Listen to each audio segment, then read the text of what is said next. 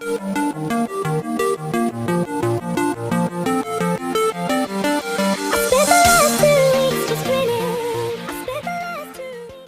अब तक हमने जो है बात कर ली वेक्टर के बारे में, वेक्टर कैसे ऐड करते हैं, कैसे सब्ट्रैक्ट करते हैं, तमाम चीजें उसमें, रूल रेगुलेशन कंपोनेंट क्या होते हैं, ये वगैरह वगैरह ना, सारी बातें डिस्कस करने के बाद हमने जो है 10.2 भी सॉल्व किया एनसीईआरटी से। फिर उसके बाद प्रोडक्ट ऑफ वेक्टर, भी प्रोडक्ट नहीं हुआ, प्रोडक्ट ऑफ वेक्टर। वेक्टर में दो तरीके का प्रोडक्ट होता है। पहला होता है स्केलर प्रोडक्ट, जिसे डॉट प्रोडक्ट के नाम से भी जानते हैं। नंबर 1 स्केलर प्रोडक्ट ना, प्रोडक्ट ऑफ टू वेक्टर्स में सबसे पहला स्केलर प्रोडक्ट, इसी को एक दूसरे नाम डॉट प्रोडक्ट से भी जानते हैं, या फिर डॉट प्रोडक्ट। ठीक, डॉट प्रोडक्ट। इसको हम जो है डिफाइन कैसे करते हैं, मान लीजिए जैसे दो वेक्टर हैं, एक है वेक्टर ए और दूसरा है वेक्टर बी। ठीक है, वेक्टर ए हो गया, ये हो गया वेक्टर बी, और ए और बी के बीच में एंगल जो है वो है थीटा। ठीक, तो वेक्टर ए डॉट बी बताते हैं वेक्टर ए का डॉट प्रोडक्ट वेक्टर बी के साथ। डॉट मतलब बीच में डॉट लगाएंगे ना, और इसको डिफाइन किया गया है कि मैग्नीट्यूड निकाल लीजिए आप वेक्टर ए का और मैग्नीट्यूड निकाल लीजिए आप वेक्टर बी का, दोनों को मल्टीप्लाई करिए, साथ में cos थीटा लगा दीजिए। ठीक है, cos थीटा हॉरिजॉन्टल लाइन को रिप्रेजेंट करेगा, डॉट प्रोडक्ट को बताएगा। इसमें कोई डायरेक्शन नहीं होता। दो वेक्टर के डॉट प्रोडक्ट से जो आता है वो क्वांटिटी कैसी होती है, स्केलर होती है, इसलिए नाम इसका पड़ा है स्केलर प्रोडक्ट ना, और बीच में चूंकि डॉट का सिंबल लगा है इसलिए जो है डॉट प्रोडक्ट। ये होता क्या है एक्चुअल में, जैसे अभी कुली ने काम किया, कुली का काम जो है आप फिजिक्स में पढ़ रखे होंगे, मैकेनिक्स में, कुली का वर्कडन क्या होता है, 0 होता है। कुली का वर्कडन 0 होता है। क्यों 0 होता है भाई? क्योंकि कुली वर्कडन W इक्वल टू क्या होता है, फोर्स इंटू डिस्प्लेसमेंट ना, फोर्स भी वेक्टर क्वांटिटी है और डिस्प्लेसमेंट भी वेक्टर क्वांटिटी है, तो दोनों को जो है प्रोडक्ट करके आता है, फिर भी वर्कडन क्या होता है, स्केलर क्वांटिटी होता है, स्केलर क्वांटिटी होता है। अगर vector F dot vector S देखा जाए तो क्या होगा, magnitude of vector F, magnitude of vector S displacement का मैग्नीट्यूड, और इसके बीच का एंगल cos थीटा। अब सोचिए, कुली जो अपना सामान रखेगा वो किधर रखेगा, सर पे रखेगा, और डिस्प्लेस किधर होगा, हॉरिजॉन्टल होगा, हाँ नीचे चलेगा। तो डिस्प्लेसमेंट जो है एक्स एक्सिस के लॉन्ग है, और सामान किधर है, फोर्स किधर लग रहा है, नीचे की डायरेक्शन में। तो अगर देखा जाए तो फोर्स और डिस्प्लेसमेंट के बीच में एंगल कितने का है, 90 डिग्री का है ना भाई। वो ग्रेविटेशनल फोर्स लग रहा है, नीचे की तरफ आना चाह रहा है, जो सामान सर पे रखा है वो नीचे की तरफ आना चाह रहा है, तो नीचे की तरफ आना चाह रहा है मतलब परपेंडिकुलर डायरेक्शन में, वर्टिकल है ना, और उसका डिस्प्लेसमेंट किधर है, लीनियर है, आगे की तरफ हॉरिजॉन्टल एक्सिस पे ना, एक्स एक्सिस पे। तो जब इन दोनों का प्रोडक्ट किया जाता है डॉट प्रोडक्ट, तो उसके बीच में थीटा की वैल्यू कितनी रखी जाएगी, 90 डिग्री है ना। तो क्या हो जाता है, cos 90 की वैल्यू 0। ठीक है, तो cos 90 की वैल्यू 0। यहाँ एक कंडीशन ये होती है कि थीटा की वैल्यू 0 से पाई के बीच में होती है, 0 से 180 के बीच में होती है। Vector A dot vector B को कैसे रिप्रेजेंट करेंगे, vector magnitude of vector A magnitude of vector B cos theta, उनके बीच में जो एंगल रहेगा। अब बात आती है कि जो है ये है क्या चीज ना, मैग्नीट्यूड आप निकाल लेते हो आराम से, निकालना जानते हो पहले से, एंगल आपको बताया रहेगा, या फिर दोनों वेक्टर कंपोनेंट फॉर्म में दिए रहेंगे। कंपोनेंट वाला भी हम डिस्कस कर लेते हैं, बाकी बातें और आगे करते हैं। इस पे कुछ ऑब्जर्वेशंस है, इस पे कुछ ऑब्जर्वेशंस है। तो दो वेक्टर के बीच में स्केलर प्रोडक्ट को कैसे डिफाइन किया जाएगा, vector A dot vector B equal to magnitude of vector A magnitude of vector B और cos थीटा। अब उसके बाद जो है ऑब्जर्वेशंस में इसके देखा जाए तो दोनों वेक्टर जो होते हैं, जो प्रोडक्ट आता है ये कैसा होता है, स्केलर। तो डॉट प्रोडक्ट कैसा है, स्केलर है। Dot product is scalar quantity, scalar quantity.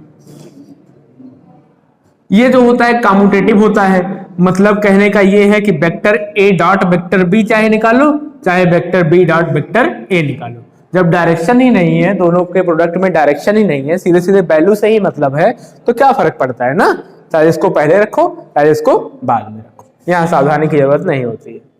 फिर उसके बाद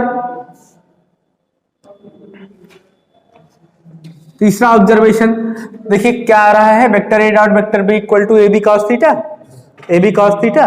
अगर थीटा की वैल्यू 0 हो तो, थीटा की वैल्यू 0 हो तो vector A dot vector B बराबर ए बी, कोई मतलब नहीं है। Vector A dot vector B equal to 0 आ रहा है अगर, तो इसका अर्थ क्या है, इसमें क्या क्या हो सकता है। या तो हो सकता है it implies either vector A equal to 0, या फिर मैग्नीट्यूड ऑफ वेक्टर बी, इसका मैग्नीट्यूड 0 रहा होगा, या फिर दोनों के बीच में एंगल कितना रहा होगा 90 डिग्री, ठीक है। और either R theta equal to π/2 radian. तो दो वेक्टर जो है उनका डॉट प्रोडक्ट अगर 0 है तो इसका अर्थ क्या है कि या तो वो परपेंडिकुलर हैं आपस में, या फिर वो हाँ उनमें जो है ऐसी बात है। अगर दोनों वेक्टर सेम डायरेक्शन में है, कुल मिला के कहने का मतलब ये कि वेक्टर ए डॉट वेक्टर ए कर रहे हो तो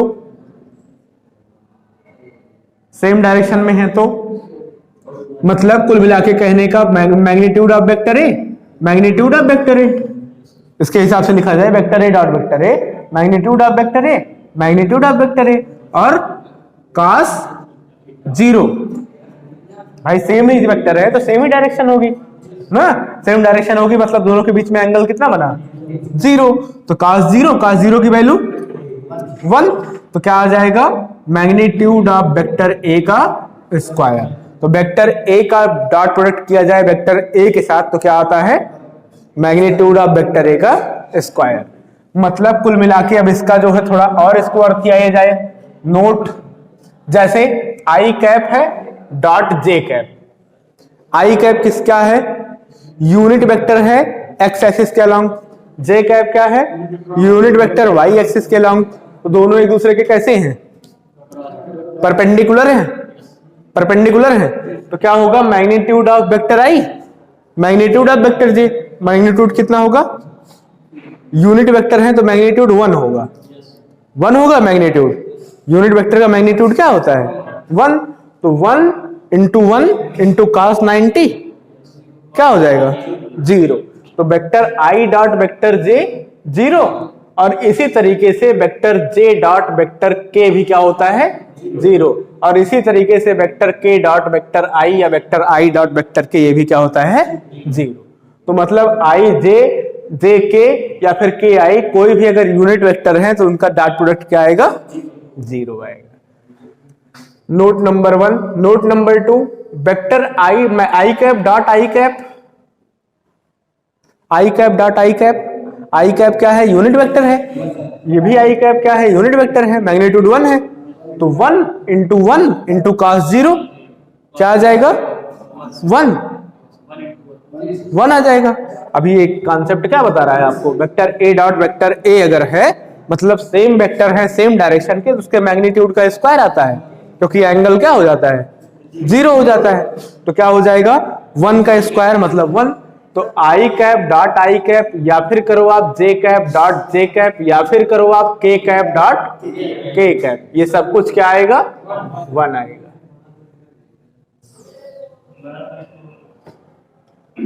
ठीक है, ये सब कुछ क्या आएगा 1 आएगा। आप यहां से जो है क्या निकाल सकते हैं, एंगल भी तो निकाल सकते हैं, एंगल बिटवीन टू वेक्टर्स, दो वेक्टर के बीच में अगर एंगल निकालना हो तो निकाल लेंगे।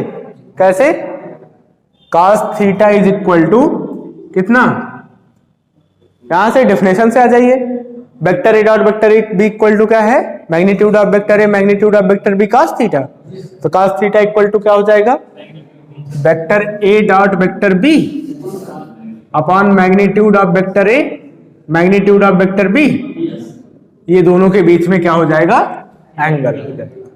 ठीक है, अगर आपको दोनों दो वेक्टर के बीच में एंगल निकालना है तो इस तरीके से आप निकाल सकते हैं। ठीक है, कंपोनेंट फॉर्म, कंपोनेंट फॉर्म, चलिए हमने एक वेक्टर ले लिया, vector A equal to a1 i cap plus a2 j cap plus a3 k cap, और वेक्टर b इक्वल टू ले लिया b1 i cap plus b2 j cap plus b3 k cap. ये vector है, vector A dot vector B. Vector A dot vector B कीजिए जरा component form में, कैसे करेंगे? हाँ, a1 i cap plus a2 j cap plus a3 k cap का dot product होगा किसके साथ? b1 i cap plus b2 j cap plus b3 k cap. ठीक है, अब जरा देखिए a1 i cap b1 i cap में मल्टीप्लाई होगा तो क्या होगा?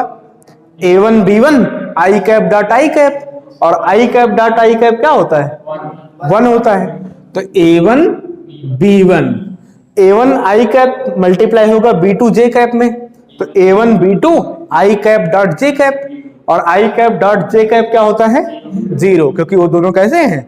परपेंडिकुलर है। इसी तरीके से i और k का होगा तब भी 0 मिलेगा।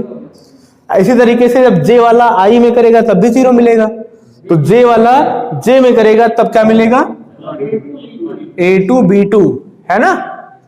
फिर ऐसे ही जो है j वाला k में तब भी 0, k वाला i में डॉट प्रोडक्ट करेगा तो क्या मिलेगा? 0, k वाला j में करेगा तब भी 0, k वाला जब k में करेगा तो क्या आएगा? 1 ना, तो आएगा a3 b3। तो कुल मिला के अगर कंपोनेंट फॉर्म में दो वेक्टर लिखे हों तो आपको उनका डॉट प्रोडक्ट निकालना हो तो बस सीधे क्या कर दीजिए, i कैप वाले को i कैप वाले से मल्टीप्लाई कर दे, j वाले को j से, k वाले को k से, बाकी सब तो 0 ही हो जाना है ना। तो यही सिंपल सी बात याद रखिए कि डॉट प्रोडक्ट अगर करना है तो ऐसे जो है काम हो जाएगा। ठीक है, अच्छा यहां से जरा एंगल की बात कर ली जाए, यहां से जरा एंगल की बात कर ली जाए। ठीक है, थोड़ा सा इधर हम मिटा दे रहे हैं, यहां से जरा दोनों वेक्टर के एंगल में बात की जाए। अभी अभी एंगल बताया कितना होता है? cos theta equal to vector A dot vector B,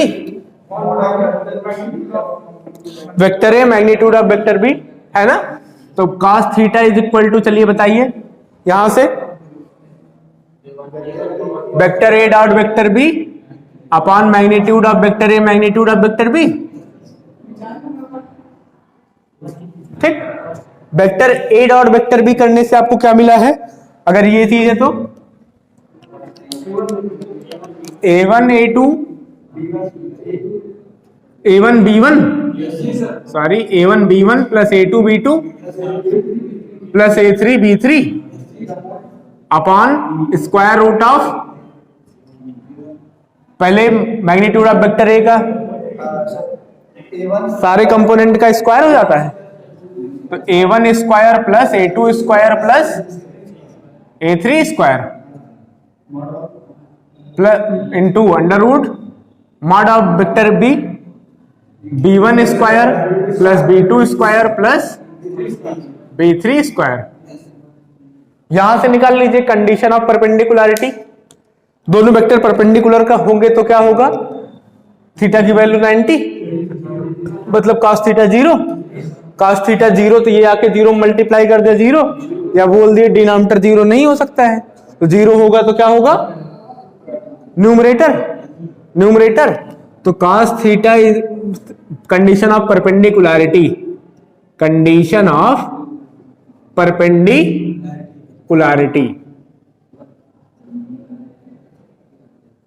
अगर यहां से देखा जाए तो कंडीशन ऑफ परपेंडिकुलरिटी बनाइए, मतलब यही न्यूमरेटर 0 हो जाए ना। cos थीटा की वैल्यू 90, मतलब cos theta 0, cos theta 0, cos theta 0 मतलब ये डिनोमिनेटर नहीं रह जाएगा, न्यूमरेटर बराबर 0। मतलब अगर a1 b1 plus a2 b2 plus a3 b3 equal to 0, तो वेक्टर्स कैसे होंगे? आपस में परपेंडिकुलर हो। अगर ये चीज है तो हम बोल देंगे परपेंडिकुलर होंगे। तो अगर जो है आपको वेक्टर दिया गया है, कोई भी दो वेक्टर दिया गया है, तो आप उनका पूरा डॉट प्रोडक्ट मत निकालिए ना। अगर वो दोनों परपेंडिकुलर हैं तो परपेंडिकुलर है तो यही इतनी कंडीशन बताइए ना। परपेंडिकुलर कब होंगे? जब इनका जो है ये प्रोडक्ट आई कैप वाले का आई कैप वाले के साथ, जे वाले का जे वाले के साथ, के वाले का के वाले के साथ, प्रोडक्ट अगर 0 आता है, दोनों वेक्टर कैसे हैं? परपेंडिकुलर है। एक परपेंडिकुलरिटी की कंडीशन ये भी है जब आपको कंपोनेंट फॉर्म में वेक्टर ना दिया हो, तो कंपोनेंट फॉर्म में वेक्टर ना दिया हो तो जो है आपका डॉट प्रोडक्ट 0 आना चाहिए ना। ठीक है, बस कुछ प्रॉपर्टीज जान लीजिए। प्रॉपर्टीज,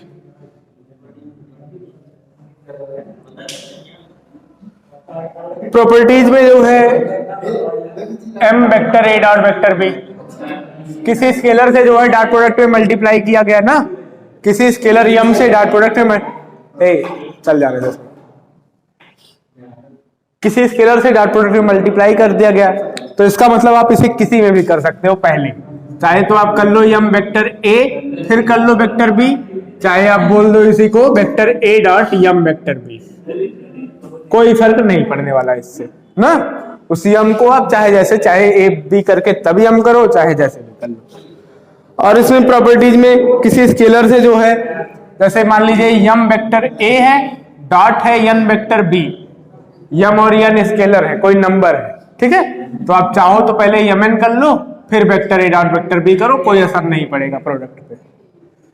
तीसरी बात कि vector a plus vector b या फिर माइनस वेक्टर b, ये जो होता है वो less than or equal to होता है vector a plus vector b, less than or equal to vector a plus magnitude of vector b। कैसे? इसको तो प्रूफ के साथ तुरंत देखा जा सकता है। जैसे ये है वेक्टर a और ये है मान लीजिए vector b, vector a plus vector b को कौन रिप्रेजेंट करेगा? ये जो ब्लॉकिंग मोड में होगा। आपको पता है कि सम ऑफ टू साइड्स, किसी भी ट्रायंगल में sum of two side always greater than और इक्वल टू थर्ड साइड। किसी भी ट्रायंगल में देखा जाए तो किन्हीं भी दो साइड का सम हमेशा तीसरी साइड से बड़ा होता है। तो बस vector a plus vector b हमेशा vector a plus vector b के मैग्नीट्यूड से बड़ा ही होगा। वही चीज यहाँ पे लिखी गई है ना। इसी को बोलते हैं अलग लैंग्वेज में triangle inequality, triangle inequality.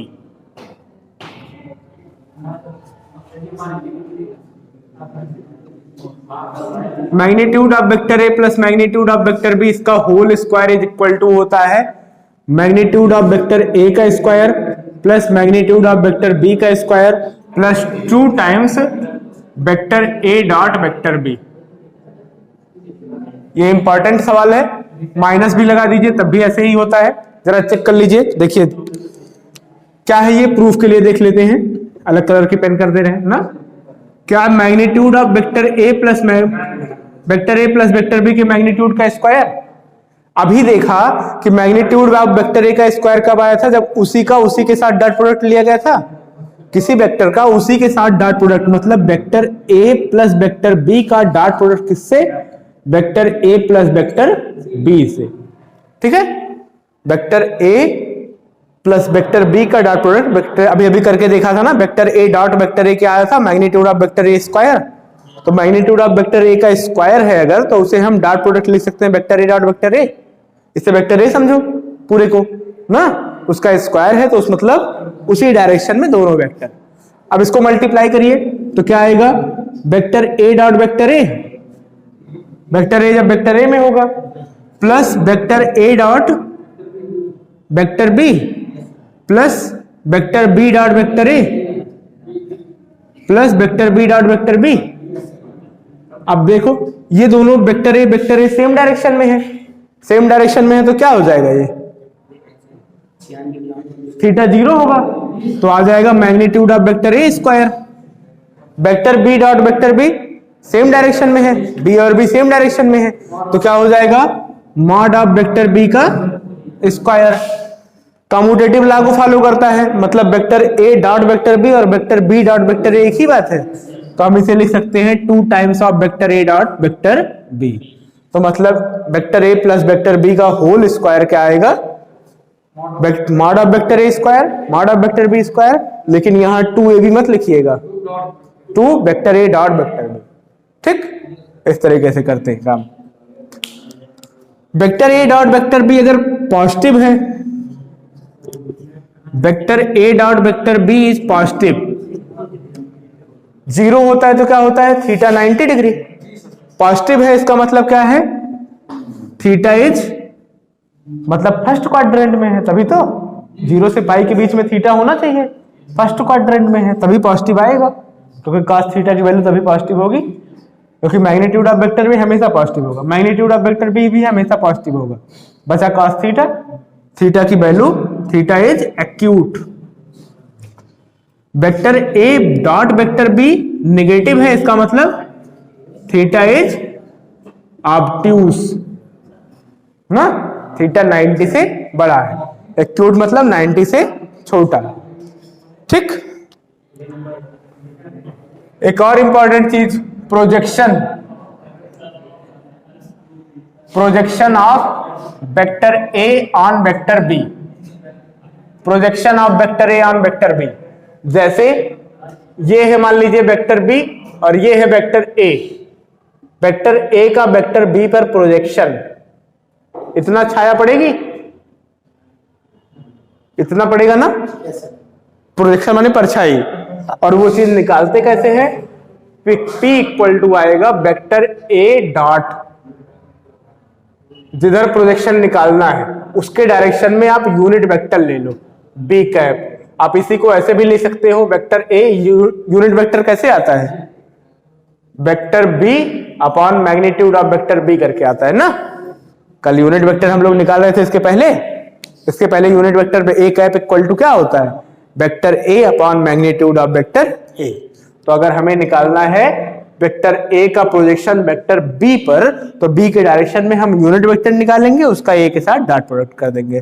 Projection of vector B on vector A, ये चीज निकालनी हो तो projection of vector B on vector A, तो ये हो जाएगा P equal to vector B dot A cap, और ए कैप का मतलब vector A upon magnitude of vector A. बस यही सिंपल सी बात है, आप चाहे जैसे इसी को कर लो। ठीक, ये इतना कॉन्सेप्ट है। इसके बाद चलिए सवाल लगाते हैं। चलिए जैसे क्वेश्चंस इस पे कैसे आते हैं, अभी जैसे पूछ लिया कि find angle between two vectors, find angle between two vectors. एक वेक्टर आपको दे दिया गया, vector A is equal to I cap minus 2j cap plus 3k cap, और दूसरा वेक्टर दे दिया गया J vector B equal to 3i cap minus 2j cap plus k cap. हमें इसके बीच में पता करना है क्या, एंगल ना। तो क्या होता है angle equal to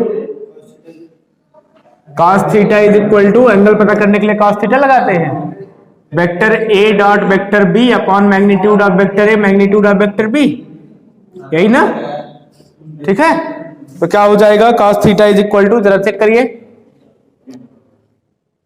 vector A dot vector B I cap minus 2j cap plus 3k cap का डॉट प्रोडक्ट किसके साथ, 3i cap minus 2j cap plus k cap, और मैग्नीट्यूड ऑफ वेक्टर ए निकाल दीजिए, 1 का स्क्वायर प्लस माइनस 2 का square plus 3 का square into under root 3 square plus minus 2 का स्क्वायर प्लस 1 का स्क्वायर। क्या हो जाएगा, आई कैप वाले के साथ मतलब 1 इंटू 3, तो 3 जे कैप वाला J minus 2 into minus 2 plus 4, 3 into 1 plus 3, नीचे 1 प्लस 4 प्लस 9 कितना आ जाएगा, रूट 14। ये 9 प्लस 4 प्लस 1 ये भी रूट 14, ऊपर कितना आ गया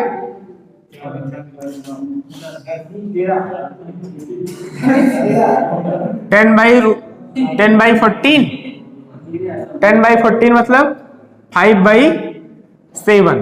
cos theta is equal to कितना है, 5/7, इसका मतलब theta is equal to cos inverse of 5/7। बस हो गया आंसर। ठीक है, आगे जैसे क्वेश्चंस बनते हैं, फाइंड द प्रोजेक्शन ऑफ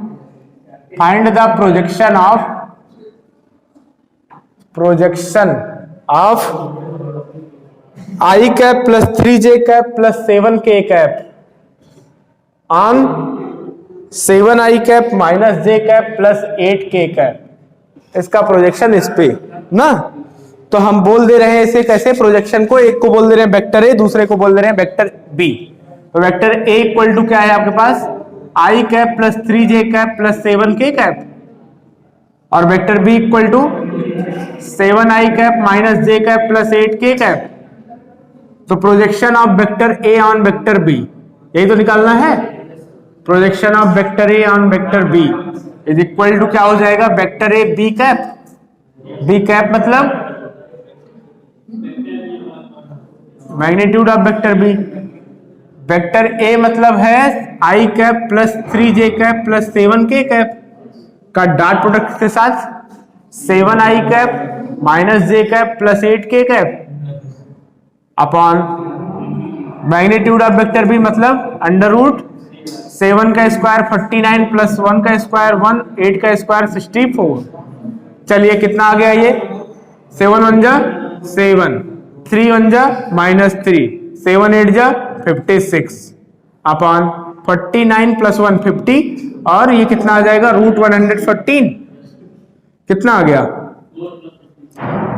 हाँ 60 अपॉन रूट 114 कितना होता है, 114 का किस पारा किस में आता है, 19 में आता है, कितना 19 6 जा, चलिए कुछ हो नहीं पाएगा, 60 अपॉन रूट 114 ऐसे पढ़ा रहे हैं, यही प्रोजेक्शन है। ठीक है, प्रोजेक्शन किसी वेक्टर का किसी और वेक्टर पे। अगर प्रोजेक्शन निकालना है तो क्या करें, जिसपे निकालना है उसके डायरेक्शन में यूनिट वेक्टर ले लीजिए और उसी से डॉट प्रोडक्ट कर दीजिए।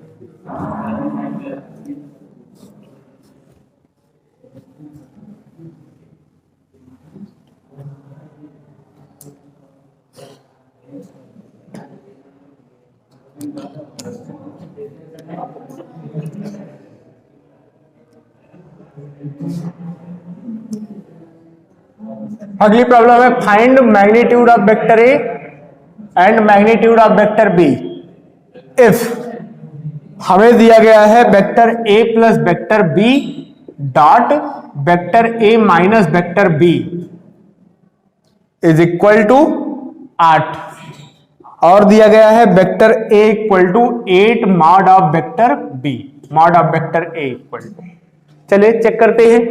जो हमारे पास पहले है उसको उठाइए, vector A plus vector B का डॉट प्रोडक्ट के साथ vector A minus vector B से बराबर 8 दिया गया है। चलिए काम कीजिए, vector A dot vector A dot product कराइए सबका सबके साथ, minus vector A dot vector B plus vector B dot vector A minus vector B dot vector B is equal to 8। ये क्या है, magnitude of vector A square ना, और यहां पे vector A dot vector B, और ये commutative law को फॉलो करता है तो plus vector A dot vector B minus mod of vector B का square is equal to 8। Vector A dot vector B cut गया, इसको यूज कर लीजिए, vector A equal to 8 vector mod of vector B, तो इसका क्या हो जाएगा 8 मॉड ऑफ वेक्टर बी पूरे का square is equal to mod of vector B का स्क्वायर इज इक्वल टू 8, है ना।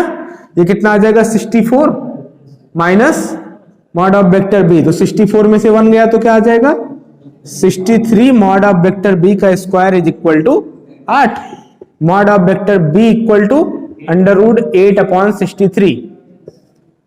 ठीक है, क्या हो जाएगा, इसका ऊपर वाले का आ जाएगा 2 रूट 2, नीचे का आ जाएगा 3 रूट 7। ठीक है, ये मॉड ऑफ वेक्टर बी आ गया। मॉड ऑफ वेक्टर ए तब निकाल लीजिए, कहीं पे रख दीजिए, इसी पे रख दीजिए। Mod of vector A equal to क्या हो जाएगा 8 into mod of vector B 2 root 2 upon 3 root 7, 16 root 2 upon 3 root 7 mod of vector A equal to, ऐसे ही सब कुछ हम निकाल लेंगे जो भी बोलेगा हमसे।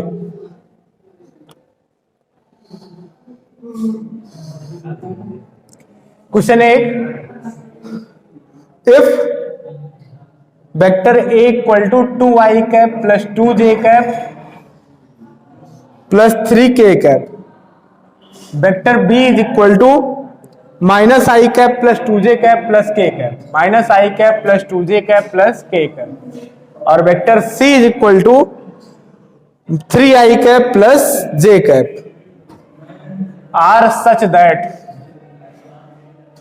such that vector a plus lambda vector b is perpendicular to vector c, then find the value of lambda.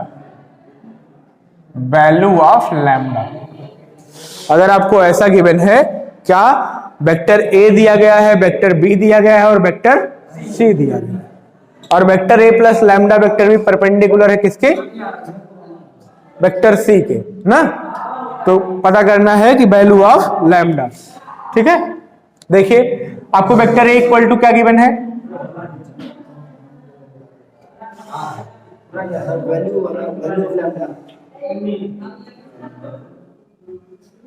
Vector a equal to क्या है, 2i cap plus 2j cap plus 3k cap, vector B equal to क्या है, minus I cap plus 2j cap plus k cap, और vector C equal to क्या है, 3i cap plus j cap. Vector A plus lambda vector B किसके perpendicular है, vector C के, तो निकाल लीजिए vector A plus lambda vector B कितना आएगा, लैम्डा से मल्टीप्लाई करके जोड़ दीजिए, क्या आ जाएगा, लैम्डा से यहां मल्टीप्लाई होगा तो माइनस लैम्डा, तो 2 minus lambda I cap plus 2 plus 2 lambda J cap plus 3 plus lambda K cap, और वेक्टर सी इक्वल टू क्या है, 3i cap plus J cap. Since vector A plus lambda vector B is perpendicular to vector C, अगर perpendicular है, perpendicularity की condition, ये जो डीआर्स है उनका प्रोडक्ट क्या आएगा, 0, मतलब a1 b1 plus a2 b2 plus a3 b3 equal to 0, यही तो मतलब आप मल्टीप्लाई कर दीजिए 3 times of 2 minus lambda plus 1 times of 2 plus lambda 2 plus 2 lambda plus 0 into 3 plus lambda is equal to 0। ये देखिए 6 minus 3 lambda plus 2 lambda is equal to 0, 6 2 8 minus 3 lambda plus 2 lambda minus lambda, उधर भेज दीजिए lambda, तो lambda की value अगर 8 होगी तो क्या होगा, vector A plus lambda vector B इसके परपेंडिकुलर होगा वेक्टर सी, समझे। इसी तरीके से सारे सवाल लगेंगे, आप कुछ ट्राई कीजिए, जो ना आए पूछ लीजिए, फिर उसके बाद आगे बढ़ते हैं। तो इसके और एक प्रोडक्ट बचा है जिसे हम बोलते हैं वेक्टर प्रोडक्ट या फिर क्रॉस प्रोडक्ट, वो भी हो जाएगा, आगे की बात है।